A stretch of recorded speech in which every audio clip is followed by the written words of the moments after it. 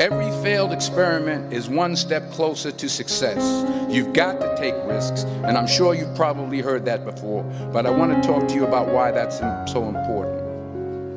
I got 3 reasons, and then you can pick up your iPhones.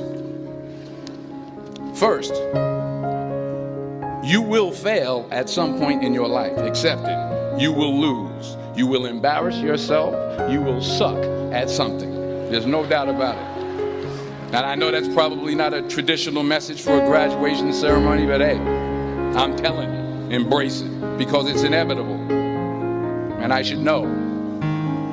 In the acting business, you fail all the time. Early on in my career, I auditioned for a part in a Broadway musical. Perfect role for me, I thought, except for the fact that I can't sing. So I'm in the wings, I'm about to go on stage, but the guy in front of me, he's singing like Pavarotti. He's just, and he's just going on and on and on. And I'm just shrinking. I'm getting smaller and smaller. So they say, oh, thank you very much, and you'll be hearing from us. So I come out with my little sheet music, and it was Just My Imagination by the Temptations. That's what I came up with. So I hand it to the accompanist, and she looks at it and looks at me and looks out at the director and was like, so I start, I'm going to sing. I'm like, this is my imagination once again, and they're coming away with me. And I'm not saying anything, so I'm thinking I'm getting better. So I start getting into it.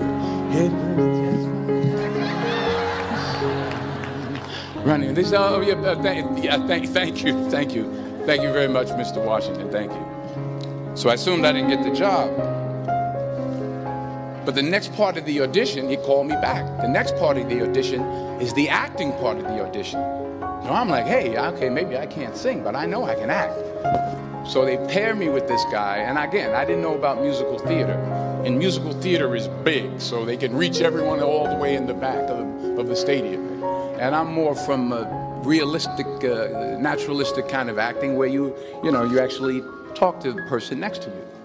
So I don't know what my line was. My line was, well, hand me the cup. And his line was, well, I will hand you the cup, my dear. The cup will be there to be handed to you. I said, oh, okay.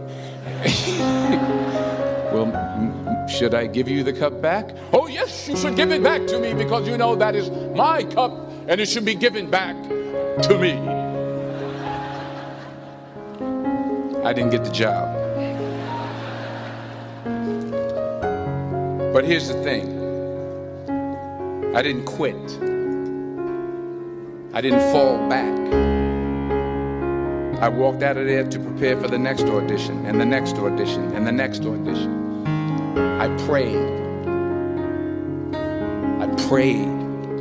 and I prayed. But I continued to fail, and fail, and fail. But it didn't matter, because you know what?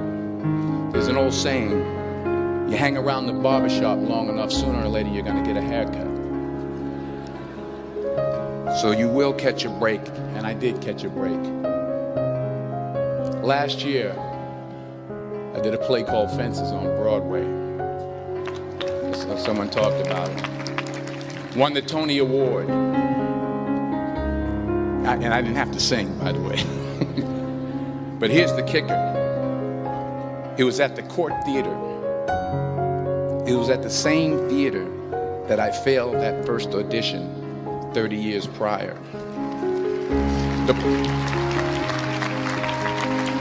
The point is, and I'll pick up the pace, the point is, every graduate here today has the training and the talent to succeed. But do you have the guts to fail? Here's my second point about failure. If you don't fail, you're not even trying. I'll say it again. If you don't fail, you're not even trying. My wife told me this great expression. To get something you never had, you have to do something you never did. Les Brown's a motivational speaker. He made an analogy about this. It says, imagine you're on your deathbed, and standing around your deathbed are the ghosts representing your unfulfilled potential. The ghost of the ideas you never acted on. The ghost of the talents you didn't use. And they're standing around your bed, angry, disappointed, and upset. They say, we came to you because you could have brought us to life, they say. And now we have to go to the grave together. So I ask you today, how many ghosts are going to be around your bed when your time comes? You've invested a lot in your education, and people have invested in you. And let me tell you, the world needs your talents, man, does it ever. I just got back from Africa like 2 days ago, so if I'm rambling on, it's because I'm jet lagged. I just got back from South Africa. It's a beautiful country, but there are places there with terrible poverty that need help. And Africa is just the tip of the iceberg. The Middle East needs your help. Japan needs your help. Alabama needs your help. Tennessee needs your help. Louisiana needs your help. Philadelphia needs your help.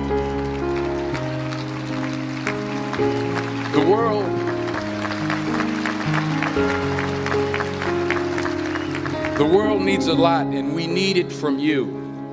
We really do. We need it from you young people. I mean, I'm not speaking for the rest of us up here, but I know I'm getting a little grayer. We need it from you, the young people, because remember this. So you got to get out there. You got to give it everything you got, whether it's your time, your talent, your prayers, or your treasures. Because remember this. You will never see a U-Haul behind a hearse. I'll say it again. You will never see a U-Haul behind a hearse. You can't take it with you. The Egyptians tried it, and all they got was robbed. So the question is, what are you going to do with what you have? I'm not talking about how much you have. Some of you are business majors. Some of you are theologians, nurses, sociologists. Some of you have money. Some of you have patience. Some of you have kindness. Some of you have love. Some of you have the gift of long suffering. Whatever it is, whatever your gift is, what are you going to do with what you have? All right, now here's my last point about failure. Sometimes it's the best way to figure out where you're going. Your life will never be a straight path. I began at Fordham University as a pre-med student. I took a course called cardiac morphogenesis. I still can't say it. Cardiac morphogenesis. I couldn't read it. I couldn't say it. I sure couldn't pass it. So then I decided to go into pre-law, then journalism. And with no academic focus, my grades took off in their own direction. Yeah, down. I was a 1.8 GPA one semester, and the university very politely suggested that it might be better to take some time off. I was 20 years old. I was at my lowest point. And then one day, and I remember the exact day, March 27th, 1975, I was helping my mother in her beauty shop. My mother owned a beauty shop up in Mount Vernon.